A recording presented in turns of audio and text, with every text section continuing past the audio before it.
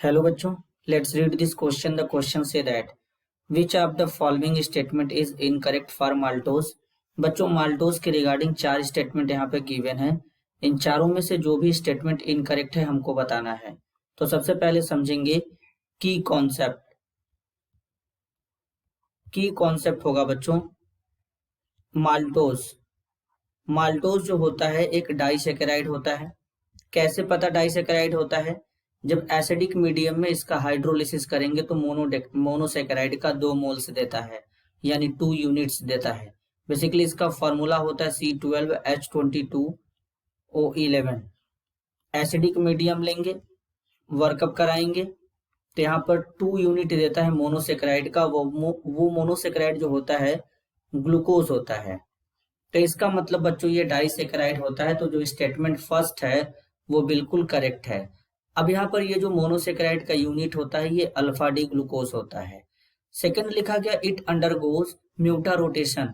Basically बच्चों maltose जो होता है एक्वस मीडियम में म्यूटा रोटेशन के जैसा म्यूटा रोटेशन देता है। तो सबसे पहले इसका स्ट्रक्चर बनाएंगे। तो इसमें क्या होता है कि सबसे पहले यहाँ पर एक 6 मेंबर रिंग इस तरीके से जनरेट करेंगे। इस तरीके से यहाँ पर एक 6 मेंबर रिंग यहाँ पे हो जाएगा। अब ये जो 6 मेंबर रिंग यहाँ पे बन कर रहा है किसका बन रहा है? अल्फा डी ग्लूकोज का। तो इस तरीके से यहाँ पे बनेगा बच्चों। यहाँ पर H हो जाएगा, H और OH हो जाएगा। यहाँ पे H हो जाएगा, यहाँ पे H हो जाएगा, यहाँ पे OH हो जाएगा। फिर यहाँ पे CH2OH और यहाँ पे H हो जाएगा। अब बीच में एक ग्लाइकोसिडिक लिंकेज होता है। तो इस तरीके से यहाँ पर एक ग्लाइकोसिडिक लिंकेज हो जाएगा। नेक्स्ट 6 मेंबर रिंग एक और बनाएंगे यहाँ पे इस तरीके से। तो इस तरीके से यहाँ पे 6 मेंबर रिंग हो जाएगा। H OH H OH H, यहाँ पे OH H H CH2OH।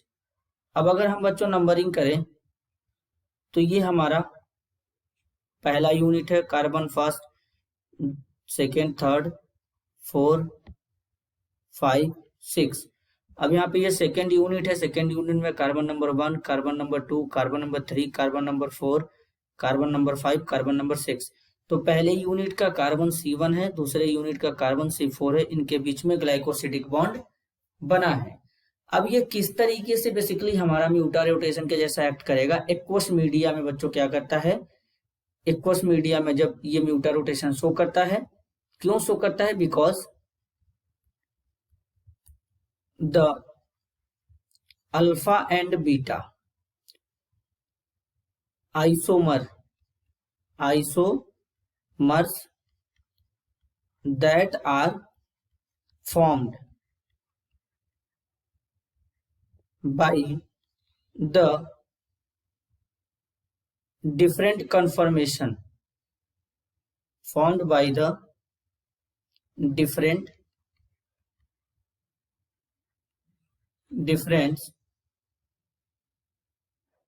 conformation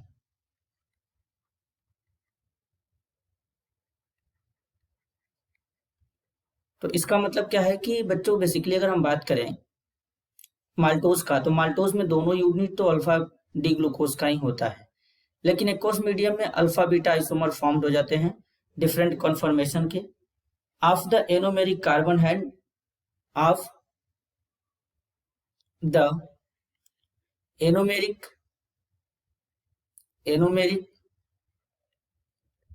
carbon have different specific rotation,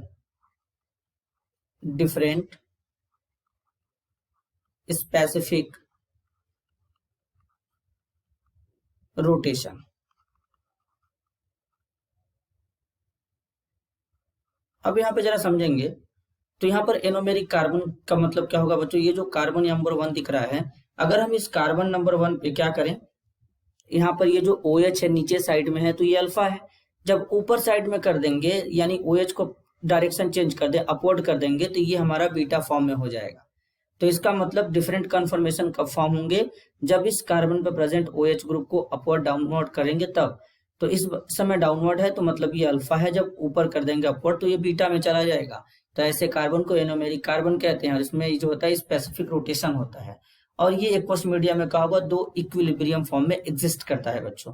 तो इस तरीके से ये म्यूटर रोटेशन प्रॉपर्टी को शो करता है। थर्ड तो स्टेटमेंट जो सेकंड है ये भी बिल्कुल करेक्ट है। थर्ड में बोला गया it is a reducing sugar, ये रिड्यूसिंग शुगर के जैसा एक्ट करता है क्योंकि ये टॉलेंस और फेलिंग रिएजेंट दोनों के साथ रिएक्ट करेगा। इसके पीछे का रीजन होता है कि ये जो सेकेंड यूनिट है इसमें देखेंगे तो यहाँ पर ये जो है बेसिकली इस कार्बन पे OH है तो इसको हेमी एसिटल ग्रुप कहते हैं यहाँ पे बच्चों। सेकेंड यूनिट में ये हेमी एसिटल ग्रुप यहाँ पे प्रेजेंट है इस तरीके से। ये तो पहला यूनिट हो गया। दूसरे यूनिट में जो कार्बन जो C14 है तो यहाँ पर C14 के बाद ये जो कार्बन नंबर 1 है इस पे एक OH है और यहाँ पर इस वाला टाइप का पोजीशन है तो इसको एसिटल ग्रुप कहते हैं, हेमी एसिटल ग्रुप होता है बच्चों। अब ये बेसिकली फ्री एल्डिहाइड ग्रुप देता है तो फ्री एल्डिहाइड ग्रुप के कारण रिड्यूसिंग शुगर हो गया। तो इसका मतलब थर्ड स्टेटमेंट भी करेक्ट है। 4 में बोला गया it does not have hemiacetal group, तो यहाँ पर कार्बन नंबर अगर 1 पे देखे तो यहाँ पर हेमी एसिटल ग्रुप शो कर रहा है। तो इसका मतलब स्टेटमेंट 4 गलत है। तो इस क्वेश्चन के लिए इनकरेक्ट आंसर पूछा है तो इनकरेक्ट आंसर होगा option 4। This is your answer. I hope you understood it well. All the best.